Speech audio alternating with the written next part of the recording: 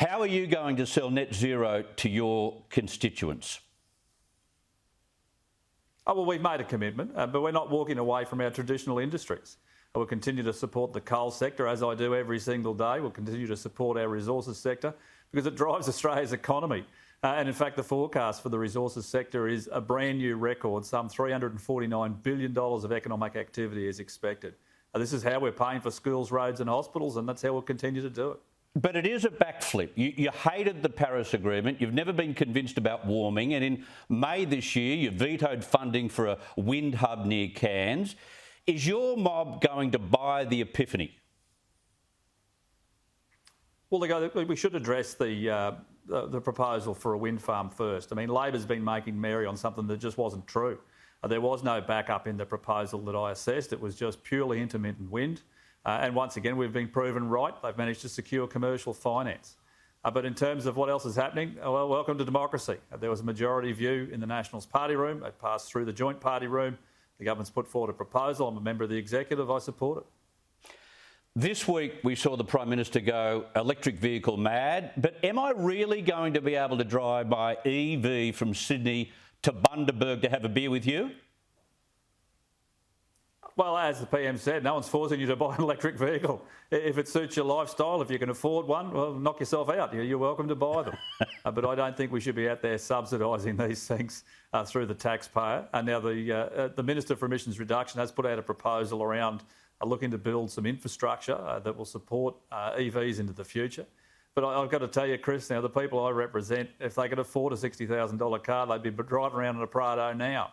So we've got to make sure that we're not forcing people into something that A, they can't afford, and B, that doesn't work for them. And that's exactly what we're doing.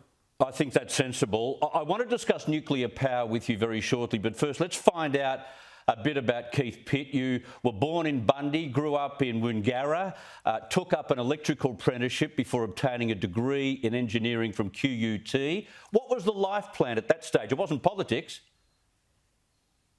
I never really had one, mate, I've got to say.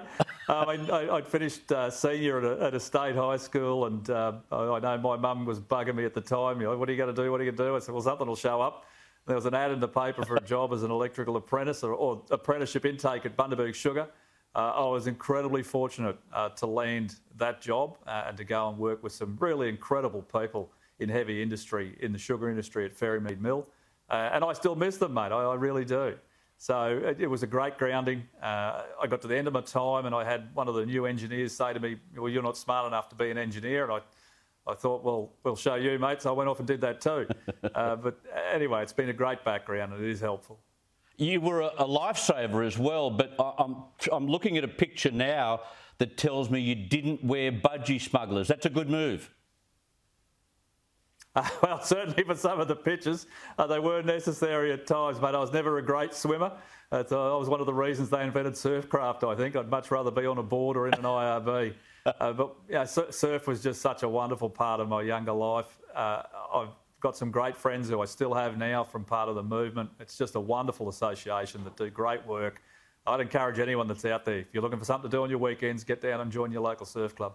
Absolutely. You and wife Alison purchased 2 sugarcane farms, but they were sold. I can imagine how much hard yakka that was. Oh, mate, I love farming. It was great. Yeah, sure, it was difficult and it's challenging working with the weather, as all of our agricultural producers know. And in hindsight, mate, I should never have sold them. I should have kept them all. You can't do everything. We had a growing consulting business with a number of staff. We were working all over the country. And it was challenging, but yeah, with what's happened with land prices, I thought I was a genius at the time when I got far more than what I'd bought them for. But if I'd kept them, it would have been a much better bet, I've got to say. Yeah, I think the public enjoys or likes politicians who've actually had life experience as you've had. Now, we get to the fork in the road here. You joined a political party just 6 months before running for Hinckley and winning. That sounds like a rushed life decision to me, Keith.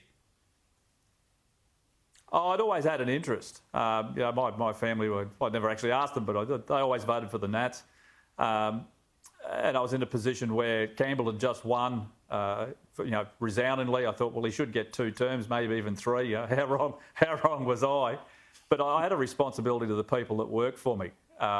you know, I took that job very seriously. I wanted to make sure that the business, you know, always stayed viable, because that's how they paid for their mortgages and looked after their family. So I was always very determined to make sure that the business always stayed on a good financial base, because it meant I kept my people paid.